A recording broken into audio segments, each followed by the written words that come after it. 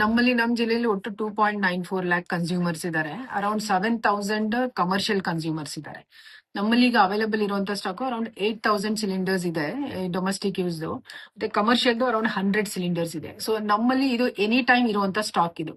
So ಯಾವುದೇ crunch ಅಥವಾ ಯಾವುದೇ ಅಭಾವ ಇಲ್ಲ ಇಲ್ಲಿ. ಎನಿ ಡೇ ಈ ವಾರ ಆಗೋದಕ್ಕಿಂತ ಮುಂಚೆ ಇದ್ದಷ್ಟೇ ಸ್ಟಾಕ್ ನಮ್ಮಲ್ಲೂ ಇದೆ.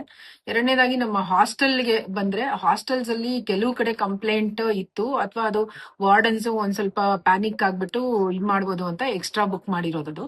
ಹಾಸ್ಟೆಲ್ಸ್ ಅಲ್ಲೂ ಎಲ್ಲೂ ಇಲ್ಲ, ಇದು ಅಭಾವ ಇಲ್ಲ.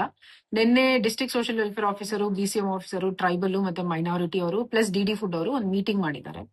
ಆ ಮೀಟಿಂಗ್ ಅಲ್ಲಿ ಅವರಿಗೆ ಯಾವುದೇ ಅಭಾವ ಇಲ್ಲ, ಅವ್ರು ಯಾವಾಗ ಬೇಕಾದ್ರೂ ಬುಕ್ ಮಾಡಬಹುದು ಅಂತ ಹೇಳಿದೀವಿ. ಇವತ್ತು ಬೆಳಿಗ್ಗೆ ಸ್ವಲ್ಪ ಸರ್ವರ್ ಎರರ್ ಇದರಿಂದ ಅದು ಬುಕ್ಕಿಂಗ್ ತಗೊಳ್ತಾ ಇರಲಿಲ್ಲ, ಈಗ ತಗೊಳ್ತಾ ಇದೆ. ಇಲ್ಲ, ಆ ತರದ್ ಯಾವ್ದು ಕಂಡು ಬಂದಿಲ್ಲ. ಬಟ್ ನಾವು ಎಲ್ಲಾ ಅಂಗಡಿಗಳಿಗೂ ಹೇಳಿದೀವಿ, ನಾವು ಎಲ್ಲಾ ರಿಟೈಲರ್ಸ್ಗೂ ಹೇಳಿದೀವಿ, ಯಾರಿಗೇ ಆಗ್ಲಿ ನೀವು ಅಗತ್ಯಕ್ಕಿಂತ ಹೆಚ್ಚು ಒಂದು ಬುಕ್ ಮಾಡಿದ್ರೆ ಒಂದೇ ಸಿಲಿಂಡರ್ ಕೊಡ್ಬೇಕು, ಮತ್ತೆ ಬ್ಲಾಕ್ ಮಾರ್ಕೆಟ್ ಅಲ್ಲಿ ಯಾವ್ದನ್ನು ಇದು ಮಾಡೋಂಗಿಲ್ಲ ಅಂತ ಮಾಡಿದ್ರೆ ಅವ್ರ ವಿರುದ್ಧ ಶಿಸ್ತು ಕ್ರಮ ಕೈಗೊಳ್ತೀವಿ ಅಂತ ಹೇಳಿದೀವಿ. ಇಲ್ಲ, ಆ ತರದ್ ಯಾವ್ದು ಕಂಪ್ಲೇಂಟ್ ನಮಗ್ ಬಂದಿಲ್ಲ, DD ಫುಡ್ಗೂ ಸಹ ಬಂದಿಲ್ಲ. ಆ ತರದ್ ಯಾವ್ದಾದ್ರು ಇದ್ರೆ ನಮ್ ಗಮನಕ್ಕೆ ತಂದ್ರೆ ನಾವು ಅವ್ರ ವಿರುದ್ಧ ಕ್ರಮ ಕೈಗೊಳ್ತೀವಿ, ಕೇಸ್ ಫೈಲ್ ಮಾಡ್ತೀವಿ.